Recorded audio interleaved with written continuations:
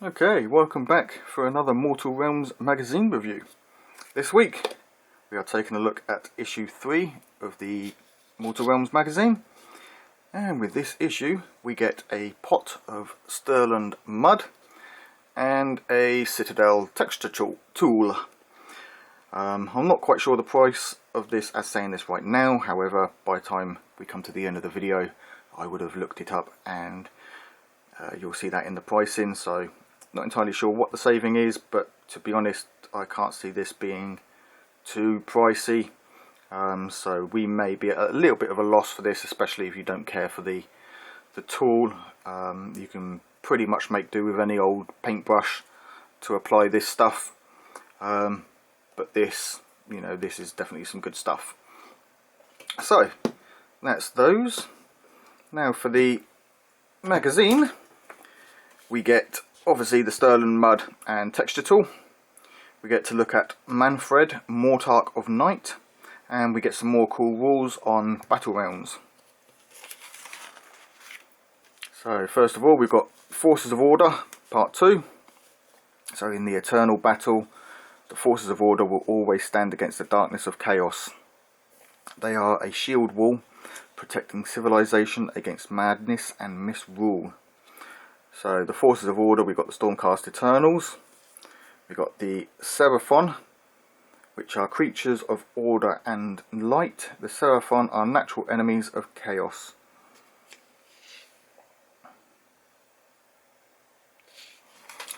And then we've got the Sylvaneth, which if you're a premium subscription member, obviously we would have got that box of those with the premium kit too. And then we've got the Daughters of Khaine. Now this one is a little bit interesting for Order. Obviously Khaine is usually associated with slaughter and murder and things like that, but the Daughters of Khaine are a religious order of elves from the realm of shadow, lithe, cruel and quick to draw their blades. So they're essentially dark elves, which, you know, I'm not sure I would have put them as the realm of order, but then I suppose you couldn't really put them in the realm of death. Chaos is obviously more towards, well, I suppose chaos, they probably would have been better personally, but obviously it's just the way that they've worked them out. And then I can't remember what the other order was. But anyway, that's obviously some small snippets of info on them. Then we've got the Mortarch of Night, Mannfred von Carstein. A ruthless general and a master of necromancy, Mannfred von Carstein is Nagash's Mortarch of Night. He has led armies to war for millennia and destroyed countless kingdoms in Nagash's name. So from atop the dread abyssal Ashigoth, Mannfred von Carstein leads the Legion of Night to war. And I have said it before, I do like this model. I know that there's a couple of guys that ride these beasts, and I think I will buy me one. As I've said, I do prefer to paint than play. I do play every now and then with my youngest child, my son. He likes to play. He's preferring 40k, but I can get the odd game with Mortal Realms in with him. But I think for something like this, I prefer to just paint them and have them as display pieces. Anyway, we've got a little bit of info. The Legion of Night, so obviously that's on him. Castinia. So von Carstein rules from the Shyician underworld of Castinia. It is a kingdom of eternal night, dominated by foreboding castles and dense forests in which the constant baying of hounds and terrifying screams can be heard. Castinia was created by Carstein's own will. Oh, I kind of gathered that, you know, with the name Carstein, Castinia, but yep. Shaped into the image of a faraway place from the vampire's damaged memory. From his seat in the city of Sterneist, he reigns over this empire of gloom. Then we've got part 2 of the Mortal Realms. So we've got each mortal realm is shaped by the forces of magic, creating many outlands and wondrous landscapes. These range from lakes of liquid fire below floating islands of molten ore to valleys littered with the bones of fallen monstrosities. Even the gods look upon the realms in awe. So we've got Xi, not sure if that's Shaman or Karmon, and Olgu. They could pick some easier to pronounce names, couldn't they, guys? Then we've got Gur, Hish or Hish, and the realm of chaos.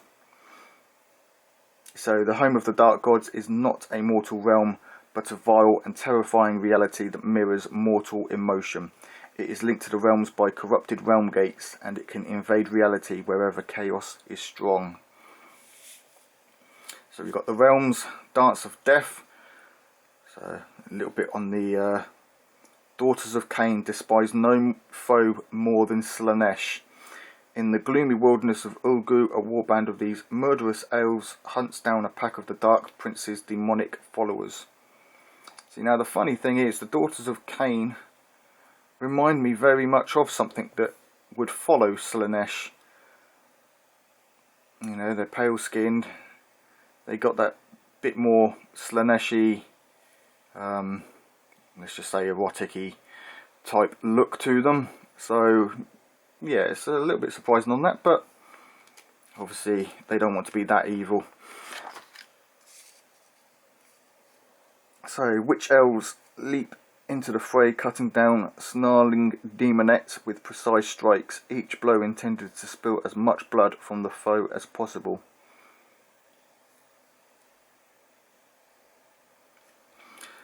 And then we've got how to paint texturing bases.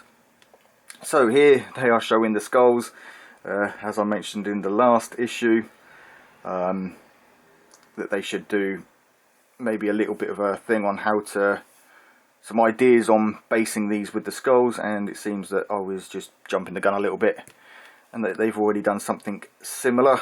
Not quite as detailed as I like. It's just more a case of, you know, they got some ideas on putting some different things down for bases, gravestones, rocks, railings and things like that, statues. And then obviously here they're showing how to what's this, how to paint. So yeah, paint in ground, vines, leaves and things like that. So no texture, technical paint yet. Then obviously we've got how to paint roses and bloodletter skulls.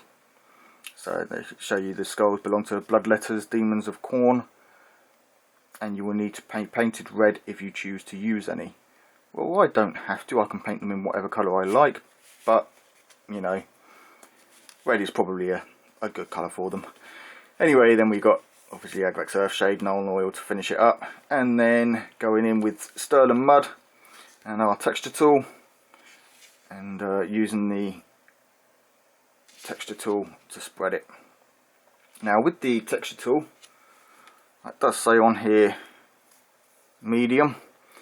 This isn't something that I've looked into on Games Workshop's website, so I'm not entirely sure, but I will have a look after recording this.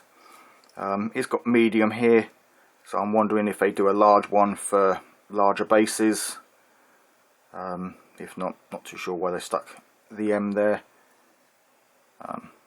So yeah, but personally, just get an old paintbrush. See if I've got one down here. I mean, I've got this one.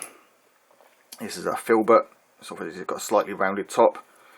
Not much different size wise.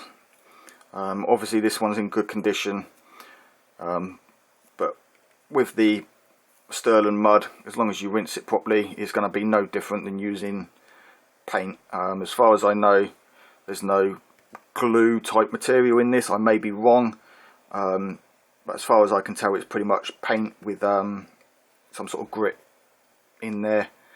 So as long as you rinse it off, you know, give it a good wash, same as you should with all your brushes, then it'll probably be fine to use that but I wouldn't go using your best brushes. The more old and damaged you can find, the better. Otherwise, use the tool.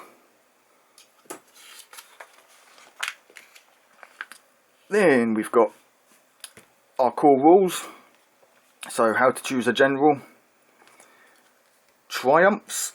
This is something new. Obviously, I don't play Age of Sigmar much. I'm into 40k more. So things like this is a little bit different for me. So I will let you guys read through that rather than me trying to explain it. It'll be easier for you guys to read through and play mini games. An easy way to learn rules, I find, is to just set up a few models and play through that particular rule a few times. You know, get used to the rule, especially when it comes to new units and things like that. Get used to using what they can do, and then it's more through muscle memory that you learn. At least for me, it's easier to learn that way. So you know, just a little way you could go about learning new rules and things like that. Then we've got obviously on the battle rounds, so the hero phase, the movement phase, your shooting, your charging, your combat, and then your battle shock. And then we've got the Dead Forest, which is our battle for this issue. And for this one, we will be using 2 Dreadblade Harrows, 15 Chain Rasps, and 3 Spirit Hosts. Them horrible things to assemble. And for the Stormcast Eternals, we've got the Lord Exorcist, the Prosecutor, 4 Liberators, and 3 Castigators.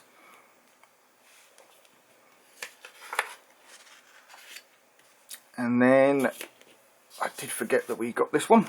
So we've got another fold out section here. So on the Asaiarch Empire, showing obviously the land, and we can get over here. We've got Shyish and where it, you know, falls within this realm. So we've got the Primeana lands and the Asaiarch Empire. Then we've got obviously places of interest, and then that's marked up on the map here. So some nice reads there. Katakros, already a masterful military commander, Orpheon Katakros was remade by Nagash as a towering statuesque terror and given control of the elite forces of the dead. And we've got some on bone constructs. So the Empire of Bones. Anyway, next issue, guys, we've got the Dominion of Sigmar statue. Now, I did mention in last week's episode, if you would like me to paint this in one of 3 options, we can go sandstone and stone, we can go all marble, or marble on this lower section, sandstone on the top. I will be painting that at the end of this week, ready for next week's video. So let me know down in the comments, if you haven't already on the previous video, let me know down in the comments of this video before this coming Friday, and we will see what becomes popular, or which option is popular to paint this guy up in, and then you can take a look at that next week. Then in issue 35 we get some more Stormcast Reinforcers, so we get some more Liberators and a Prosecutor. And obviously I've already painted these guys up, but the last one that I did of these was in the Knights of Azir.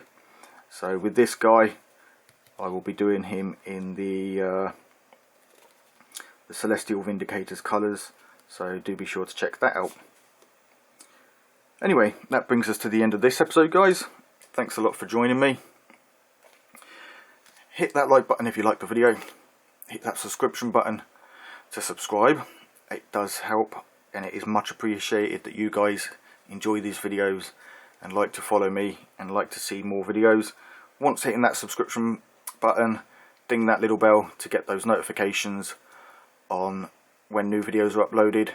And until next time, take it easy and keep painting those minis.